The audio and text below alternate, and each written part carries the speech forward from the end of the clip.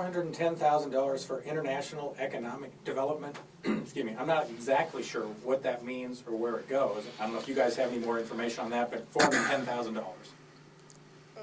I don't know really where it goes. I've been very intrigued with the diet fund and why. I don't really know how that is funded and tried to determine and how trade missions are identified that are going to be. Like Mary Carraway is or was in Nigeria. Right. Yeah, and not to pick on him because there's others that seem as sketchy in my view as that trade mission, but I don't know where that money comes from and don't know where this money is going. You know, the first thing that we're going to need to look at from an economic development standpoint is to put all that in one pile, okay? Whether it's the Film Commission, whether it's international, and what we're doing for small business. Small business needs to be the first and foremost spending mechanism, and if we don't have the money to spend on some of this other stuff, we need to cut it off. That being said, I come back to the question you asked in the first segment, and is, are we a world-class city? We're only going to be a world-class city if we act like we're a world-class city, and we understand our sister cities in different hemispheres. It was a huge, huge setback when we were not able to get the nonstop between Dallas and Beijing. If we were able to do that, this region starts to change significantly. And I think the city of Dallas is benefited, and I think neighborhoods then start to benefit out of that. So as I look at, it's not the amount, but exactly what it's going to be spent for, and what are the line items. And so often, folks put those monies in to kind of reserve it to make sure it's not spent. That's not the way it should be done. We should have a plan, and the mayor needs to endorse that plan on how we're going to do international economic development. It is an important strategy for me, and I believe it's going to be important for the taxpayers as well. We need to bring Indian manufacturing into the southern sector, okay? And we need to think differently. Vancouver changed the face of that city because they were able to team with Hong Kong and create new ways of people moving and growing that. And that's the way we need to be thinking about for Dallas.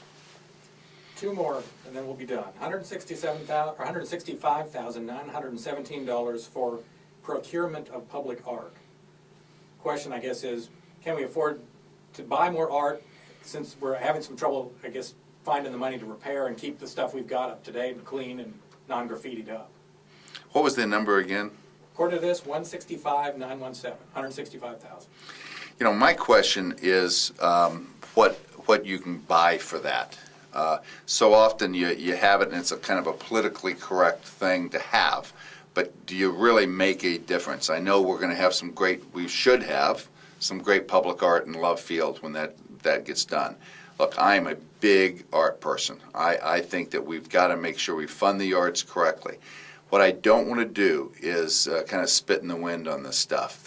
You have such a small little amount that you're doing it to be in a budget. And the question is, really, what you said, we've got to make sure we maintain that Henry Moore out in front of the City Hall. That's a priceless item there that we've got. And do we have the money to make sure we maintain it? And in these budget cuts, sometimes you're going to have to make the tough calls. Yeah, this is another one. I'm not sure what that money is used for based on the description. I believe on all new public projects that 5% of the project costs go into public arts for those projects, and that's done by city ordinance and part of the bond program. But I don't know what you can get for $167,000. Seems to me that we're either spending way too little or way too much. I agree with that. I agree. I think, making those tough calls is like, let's spend enough, we're going to do it, as opposed to just having it in there. Last one, 93 positions at the central and neighborhood libraries probably won't be funded as part of the budget. And the library system, year after year, it seems to get smaller and smaller, and yet we still are building, there's a new library that I think that went up in the White Rock area. There's another one I think going up down south. I mean, we're shrinking the libraries we have and we're building new ones.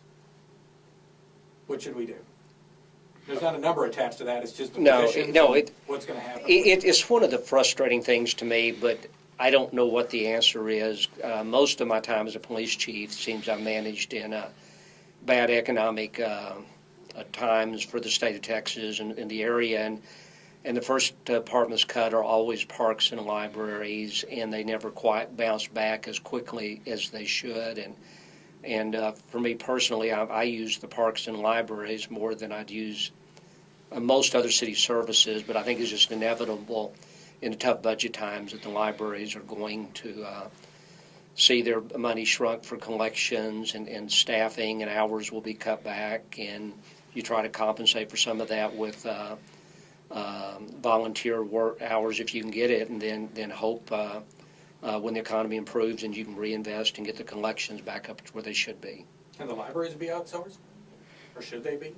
Some places have done it. I think Farmers Branch, there is a couple companies that exist specifically to take over the management and the running of city libraries, and it's something I'm certainly willing to look at. I don't know what the answer would be.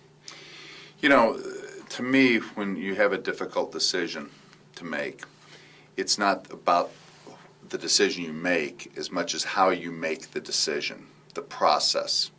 When I was president of the Parks Board, apparently, I can't believe this, I was the first person to ask for usage of each rec center and each swimming pool and the cost for each of them. So you could understand the cost per individual.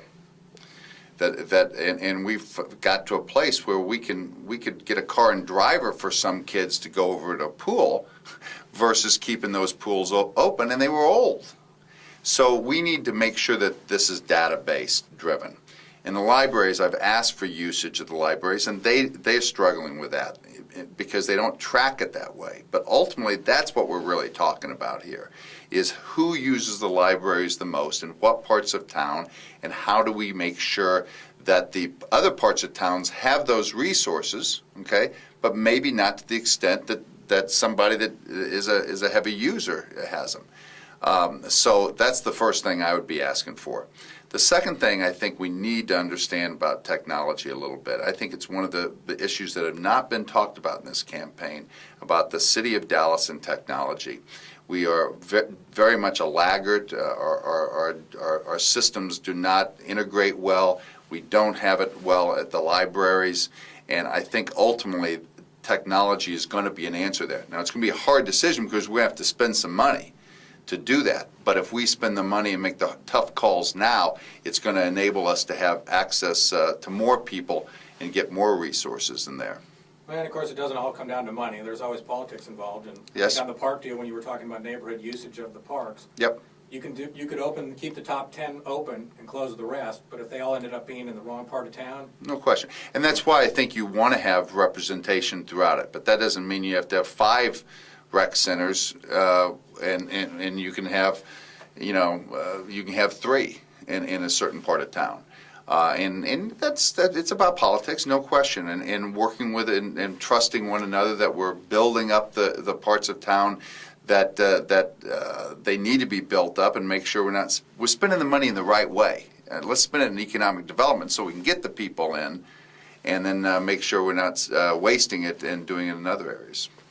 Any final thoughts, Chief? Yeah, I'm listening to Mike on that issue, and I'm not sure that I understand in theory what he said, that you bring in revenues, but I think that we still need to really stay focused on human services. And I don't know for sure, but I believe if you looked at usage rates, that where we probably most need recreation centers, we may find the usage rates is lower than some of the other parts of town. But for a lot of those recreation centers, I don't know any other alternatives for young people or older people to go in those communities other than city recreation centers, because there aren't any private sector equivalents to that, or in significant parts of the East Oak Cliff area and in Pleasant Grove. Yeah, I think you can do have private sector come in there. I mean, Baylor came in with Juanita Kraft and has done a wonderful job with that private money. So you're going to have to think creatively to do that. It's not easy, but that's when the private sector needs to come to bear. Boys and Girls Club is going to be a huge strategic import as we deal with this.